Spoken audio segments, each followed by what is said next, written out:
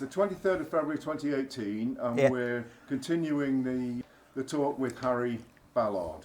Yeah. Harry, you told us a lot of interesting things in the last two, and there's a few bits perhaps we can ask you to try and remember. Now, one interesting one was about Rubberneck Sandal. The constable. The constable. So Yeah. can you tell us a bit more about him and what you remember, and the lockup, and do you remember, did he live in the police house, for example? He used to give us quite a good run round for when we was kids. And of course, me and my two mates, we was a pair of buggers, we were. When poor old Rubber was about, he used to have a big old bicycle there. And of course, at the top of King Street in Houghton Regis was the gas lamp. And the gas lamp had arms sticking out where the bloke put his ladder to go up and light there. And we used to hang his bicycle up by the front wheel or the back wheel or by the crossbar. And it used to take two of us to lift it. It was a hell of a thing. Because my dad, in his younger days, he was what you call an odd jobber. He used to do a lot of work for some of the farmers, like hedge laying and that sort of thing. And of course, I learnt a lot from Father, more the side of things that you shouldn't be doing, was getting a nice big fat rabbit from somewhere or other, and that. Things went lovely in life like that. Did the policeman catch you putting his bicycle? Oh, he used to catch us some occasionally, and he'd pick you up and smack your backside. Nothing to pick you up by his one. He was a big giant of a man. Pick you up like that and bang, bang, bang. You know, give your old ass a good walloping. You remember the old lockup outside the church? Yes, at the side of the church used to be a little work shed at the side of that, didn't there? Which was the what did we used that in the wartime for the fire brigade. It was a fire headquarters there, yeah. And of course there was that row of cottages, and at the end of the cottage was the lockup. Rubberneck used to catch us at night time, and he used to say, what time you got to be in then? And of course, if you was sensible, you told the old truth and nothing truth. If you was a fool, you told a load of lies. And whenever he caught me there and said to me, Ballard, what time is you getting in time?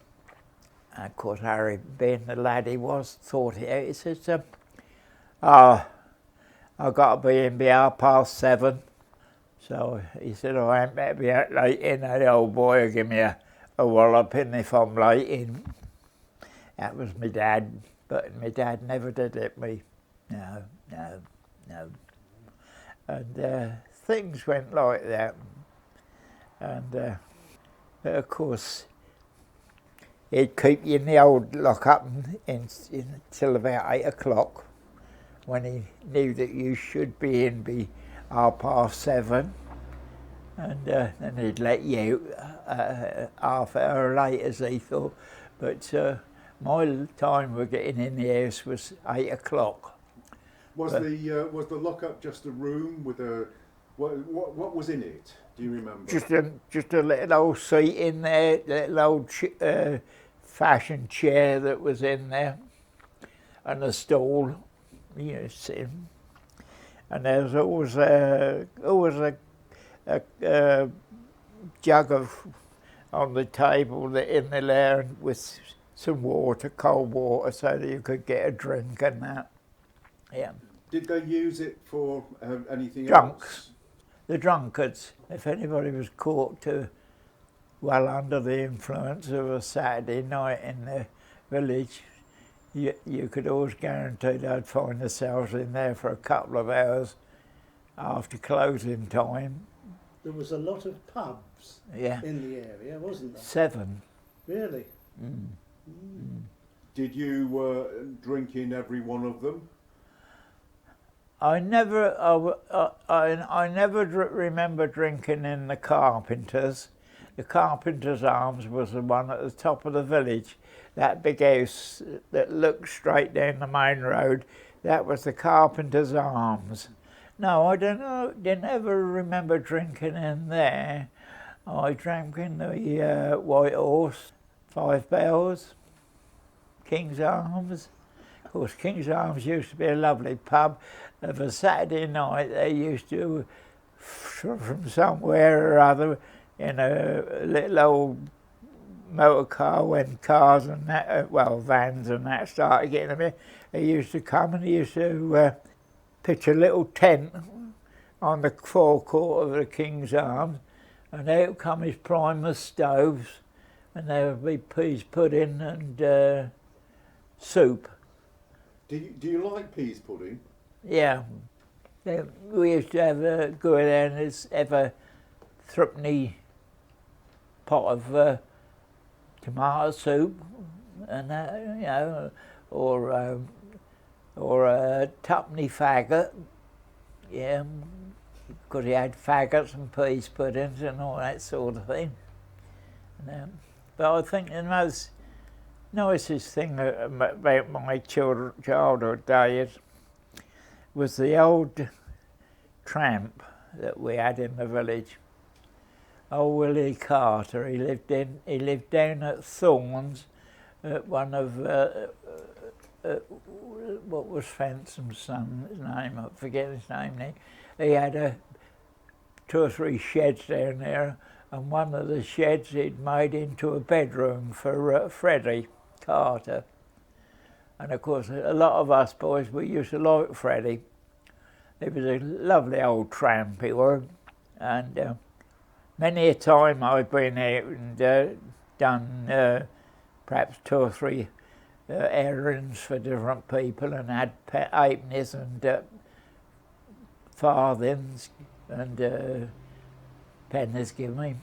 And if I'd got, say, 2pence or 3pence in my pocket, and Willie come along, I used to say, "Willie, had a smoke lately?" "No, Harry, no, Harry." He knew me like as if I was as if I was his son. "No, Harry. Come on then, let's go up the old shop." And of course, it's a furniture shop now on the bend near the church. That just round the corner from the King's Arms. Used to be just ordinary front room shop. The front room made into a little shop face. And on his fence outside, he used to have 2 machines. One was a chocolate machine, and the other one was a cigarette machine. And to the day I die, I shall always remember the name of them cigarettes. Yeah, capsules. Yeah. You used to get, for a penny, you used to put a penny in that machine, and you get the packet out, and that had 3 Crail. Crail was the name of the cigarettes. Yeah, 3 Crail, and in that packet of 3 Crail, you'll see 3 Swanvester matches sticking. Old Mr. George in the shop used to stick a match, a Swanvester match. That's the ones that you could strike on anything with each cigarette, especially for the old boys up there. Of course, that's where a lot of us first had our first cigarettes, was a old Crail. And I know one day, what was it I'd been up to? Something I'd done something for somebody. I forget what it was. I went and worked for them for a part of a day, and I'd done a load of gardening, I think it was. Yeah, I forget who that was. I can remember it, but I can't remember where it was. No, quite. It ain't in my mind. Anyhow, the person out there gave me a shilling, and I went home at night. Mum says, "Where you been?" I said, "Oh, I've been so-and-so. Been doing a bit of gardening." "Oh, yeah, I said, "I've earned myself a shilling." "Oh, what you got to do with that then?" I said, "Well, what you going to do for me? Are you going to change it into pennies? Give me 12 pennies for it?" So of course I will. I said, "Then I could have a penny when I want it out of my money box and all that sort of." And anyhow, come to it, it came to the weekend, the particular weekend out there. Who should we meet up the village on the Saturday morning?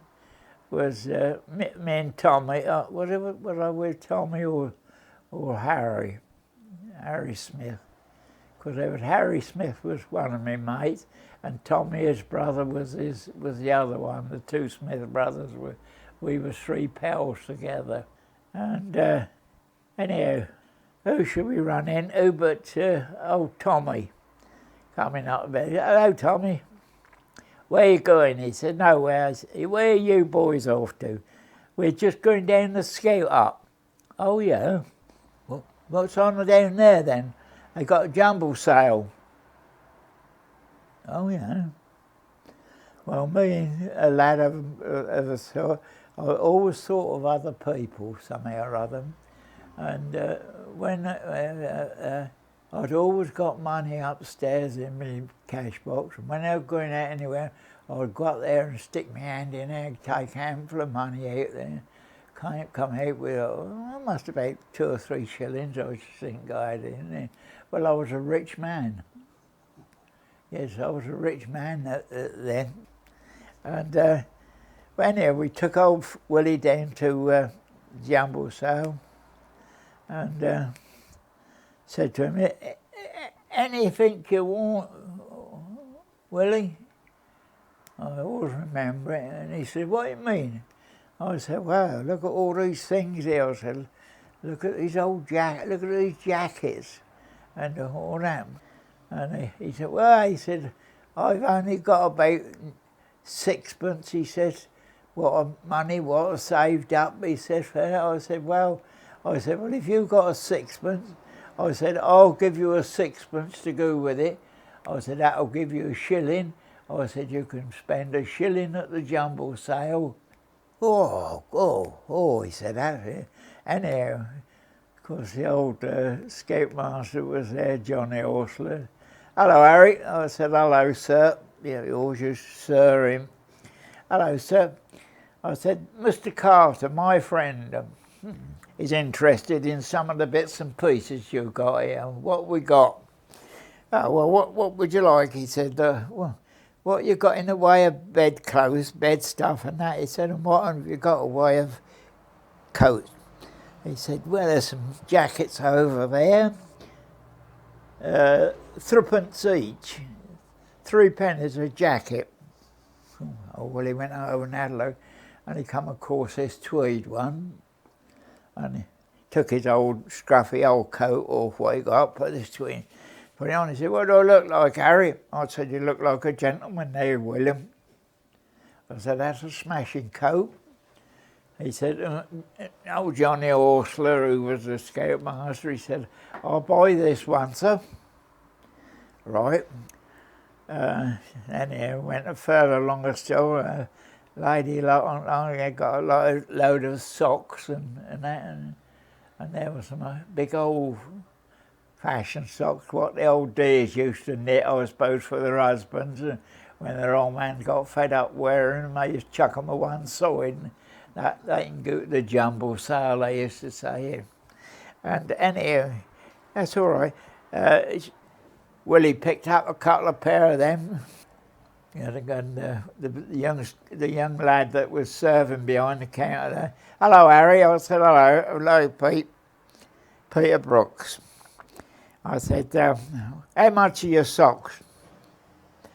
penny a pair to you, penny a pair to you. He said, 3 halfpence to everybody else, penny to you. So he said, well, I said, I want 3 pairs. 3 pairs of good old thick uns. I said, for Willie. All right. He sorted 3 good smashing pairs of good thick ones out there. They are. Give him his 3pence, put them in a paper bag and that. So there are, Willie, some socks for you. And of course, to be given anything like that to Willie, that was heaven. Yeah. He looked at me, he said, do you know, he said, you're like a son to me. He said, you are. He said, you give me this, you give me that, you buy me cigarettes, you buy me sweets, you give me money to go in the baker's and get me some cakes. When you got any spare and that?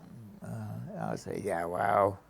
I said, live and let live, that's me, mate. He said, yeah. He said, so I seem to think, he said. And that's how life was with us. Yeah. The tramp. Yeah. Where did he live? He lived at Thorn. Did he? Did he ever tell you about his background or anything? No, he never. We never discussed life. He didn't. All he just said that he was a farm labourer, and he used to work on a farm, and he could milk cows, and he could do such things as that. Yeah. Can we move on to something else? I think. Hey? I understand that you helped Toddington out one year with frog spawn. Did you help out the Toddington village out with frog spawn one year? Frog spawn? Yeah. Did you take some? No. Oh, that was one Saturday morning. I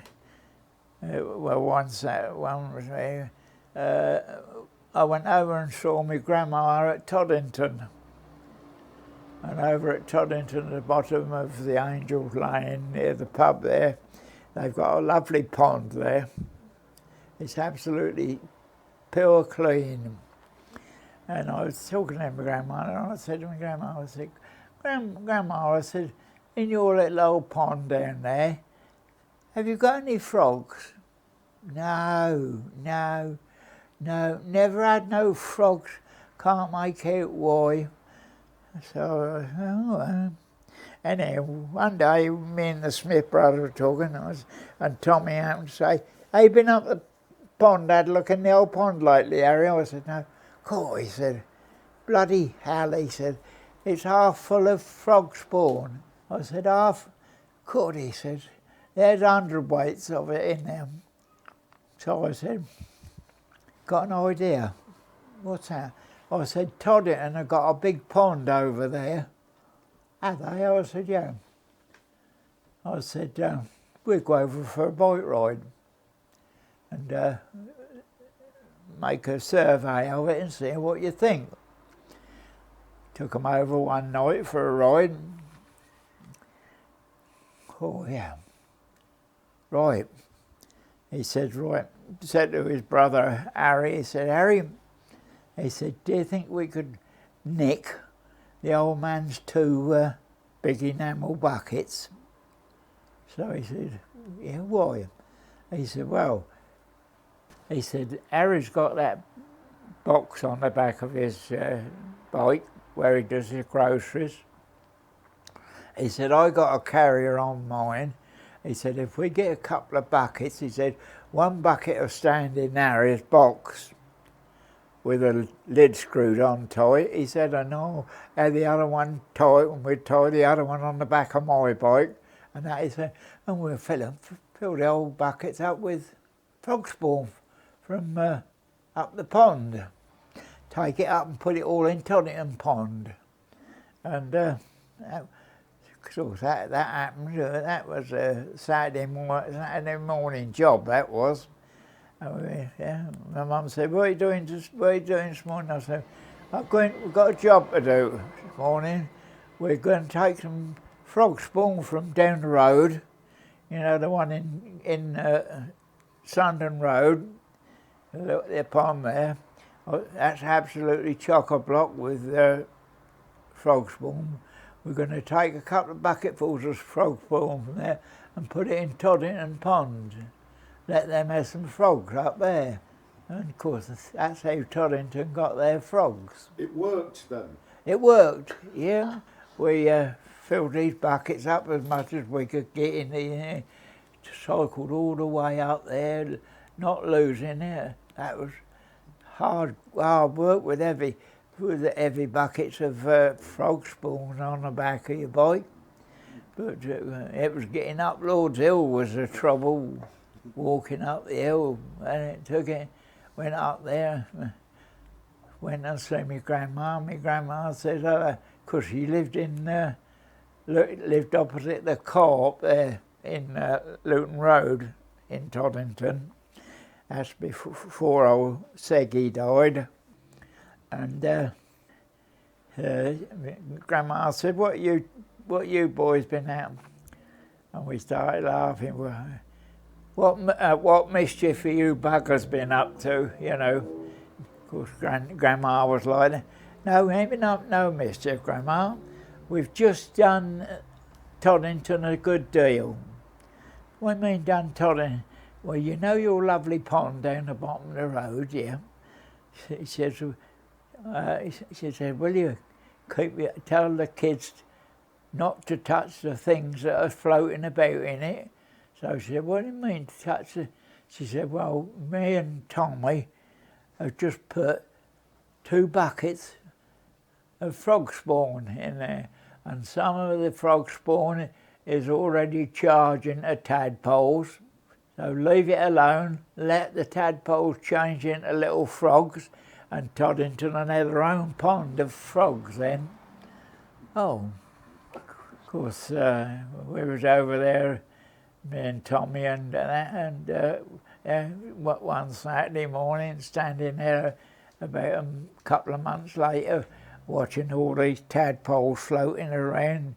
Some had got legs on, and some were hopping about outside, and who should come over, but I think what his name was Toddington policeman. Hello, young men. What are you up to? Oh, we're just having a look, see if what we've done turned out all right. What have you done? Well, we said, you've got this lovely pond here, ain't got no bloody frogs in it. I said, no, we said, that ain't right. So he said, no. He said, somebody put a little bit of frog spawn in. He said, but he said, that never lasted long. Something disposed of that little bit. So, but he said, we suddenly the other week see that it was black with tadpoles. I said, yeah. We said we brought 2 bucketfuls of frog spawn from one of the ponds in Oak Regis and put in there. Oh, you boys have done it? Yeah. Oh, thank you, he said. The old cop was there. Oh, thank you, he said. All the Toddington people are talking.